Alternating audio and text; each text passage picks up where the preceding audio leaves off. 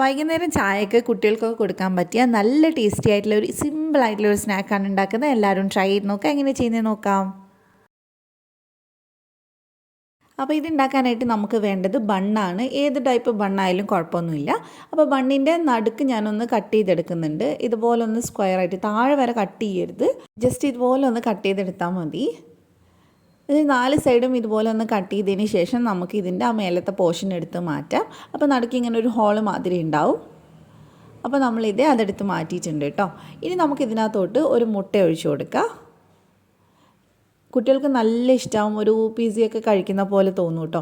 അപ്പോൾ ഇനി ഇതിൻ്റെ മേലേറ്റ് ഞാൻ കുറച്ച് ഉപ്പിട്ട് കൊടുക്കുന്നുണ്ട്. അതിൻ്റെ കൂടെ തന്നെ നമുക്ക് കുറച്ച് കുരുമുളക് പൊടിയും കൂടി ഇട്ട് കൊടുക്കാം. ഇനി നമുക്ക് ആവശ്യത്തിനുള്ള ഒരു ഇഷ്ടമുള്ള വെജിറ്റബിൾസ് ചേർത്ത് കൊടുക്കും. ഞാനൊരു സ്പൂണോളം സവാള കട്ട് ചെയ്ത് ചേർത്തിട്ടുണ്ട്.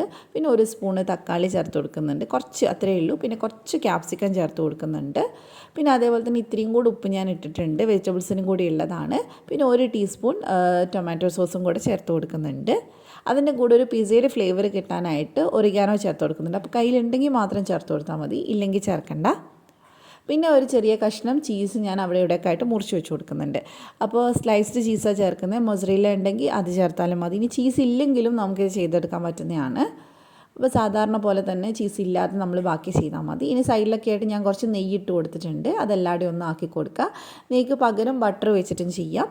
ഇനി ഇതെല്ലാം കൂടി ഞാൻ ജസ്റ്റ് ഒന്ന് മിക്സ് ചെയ്ത് കൊടുക്കുന്നുണ്ട്.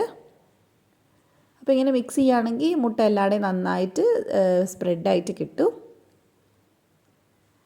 അപ്പോൾ ഇനി നമുക്കിത് അടച്ച് വെച്ചിട്ട് വേവിച്ചെടുക്കാം. വളരെ കുറഞ്ഞ സമയം മതിയിട്ട് നമുക്കൊരു പാനിൽ തന്നെ 2-3 എണ്ണമൊക്കെ ചെയ്തെടുക്കാം. ഞാൻ ഇപ്പോൾ ഒന്നേ കാണിക്കുന്നുള്ളൂ. അപ്പോൾ നമുക്കിനി ഇത് നന്നായിട്ടൊന്ന് അടച്ച് വെച്ചിട്ട് ഒരു 5-8 മിനിറ്റ് ഒന്ന് വേവിച്ചെടുക്കാം. ലോ ഫ്ലെയിമിൽ വേണം ചെയ്യാനായിട്ട്.